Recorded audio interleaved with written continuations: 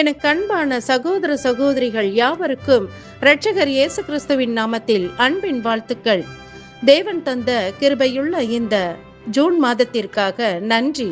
புதிய மாதம் அதை காண செய்த தேவனுக்கு எல்லா துதியும் புகழும் உண்டாவதாக. புதிய மாதத்திற்குள்ளாக பிரவேசித்த நம்மை உற்சாகப்படுத்தும்படியாய் தேவன் தந்த நல்ல வார்த்தைக்காய் நன்றி. சங்கீதங்களின் புத்தகம் 144 அதிகாரம் 1 மற்றும் 2 என் கைகளை போருக்கும் என் விரல்களை யுத்தத்திற்கும் படிப்பிக்கிற என் கண்மலையாகிய கர்த்தருக்கு ஸ்தோத்திரம்.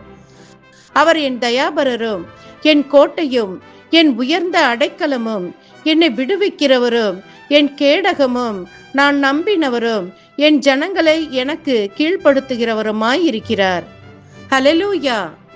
இது தாவீது ராஜாவின் சங்கீதம். தாவீது தேவனை நோக்கி விண்ணப்பித்ததான விண்ணப்பங்கள் நிறைந்த ஒரு சங்கீதம் இது. தனிப்பட்ட வாழ்வில் தேவனோடு நல்ல ஐக்கியம் வைத்திருந்தார் தாவீது. அந்த ஐக்கியத்தின் வெளிப்பாடு முதல் வசனத்தில் உள்ளபடி என் கைகளை போருக்கும் விரல்களை யுத்தத்திற்கும் படிப்பிக்கிற கர்த்தருக்கு ஸ்தோத்திரம் எனது தனது நன்றியை தெரிவிக்கிறார். அது மட்டுமல்ல, தேவனே என் தயாபரர், என் கோட்டை, என் உயர்ந்த அடைக்கலம், என்னை விடுவிக்கிறவர், என் கேடகம், நான் நம்பினவர், என் ஜனங்களை எனக்கு கீழ்ப்படுத்தினவர் என்று துதித்து மகிழ்கிறார். தாவீதின் வாழ்க்கை தேவனையே முழுமையாக சார்ந்து வாழ்ந்த ஒரு வாழ்க்கை. தாவீது தமது வாழ்வில் பெற்ற வெற்றிகள் யாவும் தேவனால் அருளப்பட்டதே. பிரியமானவர்களே, போராட்டம் இல்லாத வாழ்வே இல்லை. தேசத்தில் தேவனை பற்றி அறியாத அநேகர், கற்றுக் கொடுக்கிற தேவனை குறித்து அறியாது, அவரது வழியை புரியாது போராட்டங்களில் வாழ்ந்து கொண்டிருக்கின்றனர். ஆனால் தேவனை ஆராதிக்கிற, தேவனோடு ஐக்கியம் கொண்டுள்ள பிள்ளைகள் பாடுகளை கடந்து வர கர்த்தரால் பயிற்றுவிக்கப்பட்டவர்களாய் திகழ்கின்றனர். அதற்கு முன் உதாரணம் தாவீதும் அவருடைய வாழ்வும். இந்த மாதத்தில் தேவன் நமக்கு தந்த நம்பிக்கை நிறைந்த, ஆசீர்வாதம் நிறைந்த வார்த்தைக்காய் நன்றி. இன்று முதல் நமது வாழ்வு அது தேவனோடு ஐக்கியம் கொண்டதா என சிந்திக்க வேண்டும்.